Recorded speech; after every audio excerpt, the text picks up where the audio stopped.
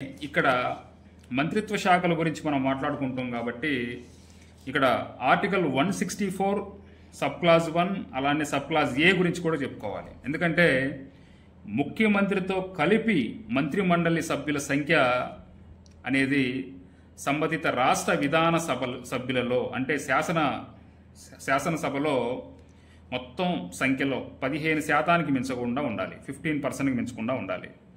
అలానే కనిష్టంగా 12 మంది అంటే మినిమం 12 మంది ఉండాలి, మ్యాక్సిమం 15% ఉండాలి. 15% మ్యాక్సిమం, ఇదేమో మ్యాక్సిమం, ఇదేమో మినిమం.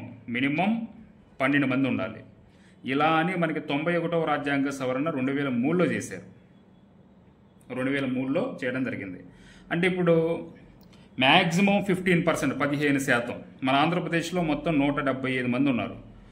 సో 15% ఆఫ్ 175 చూసుకున్నట్లయితే 26.25 వస్తుంది. అంటే 26 మందిని చేసుకోవచ్చు. అంటే ముఖ్యమంత్రితో కలిపి 26 మందిని చేసుకోవచ్చు. ఇంకా ఒకరికి స్పేస్ ఉందన్నమాట. అంటే 25 మందినే చేయడం జరిగింది. సో ఇంకొకరికి స్పేస్ కూడా ఉంది. సో రాబోయే రోజుల్లో భవిష్యత్తులో ఇంకొకరికి కూడా కల్పించే అవకాశం ఉంటుంది. ఓకే, ఇది దీని గురించి. Thank you.